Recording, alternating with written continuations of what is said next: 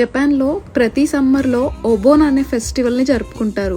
ఇది మనం ఇండియాలో ఎలాగైతే మన ఇంట్లో చనిపోయిన పెద్దవాళ్ళకి రెస్పెక్ట్ ఇస్తూ ఎవ్రీ ఇయర్ పూజ చేస్తామో అలాగే ఇక్కడ జాపనీస్ వాళ్ళు కూడా వాళ్ళ ఇంట్లో చనిపోయిన పెద్దవాళ్ళకి రెస్పెక్ట్ ఇస్తూ ఈ సమ్మర్ ఫెస్టివల్ ఒబోన్ ఫెస్టివల్ని జరుపుకుంటారు. ఈ ఒబోన్ ఫెస్టివల్ టైంలో చనిపోయిన వాళ్ళ ఆత్మలు తిరిగి వస్తాయని వాళ్ళ నమ్మకం.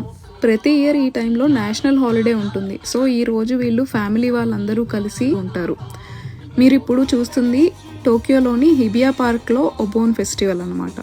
ఇది ఆగస్ట్లో జరుగుతుంది. ఈ ఈవెంట్ కూడా ఫ్రీ ఈవెంట్, ఎవరైనా జాయిన్ అయ్యి కలిసి డ్యాన్స్ చేయొచ్చు.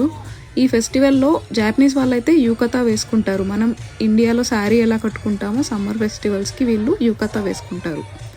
అందరూ చక్కగా పాటలు పాడుతూ వాళ్ళు చూపించే డ్యాన్స్ స్టెప్ని ఫాలో అవుతూ చిన్న పెద్ద అని ఏమీ తేడా లేకుండా సమ్మర్ వేడిని మర్చిపోయి హాయిగా డ్యాన్స్ చేస్తూ ఉంటారు.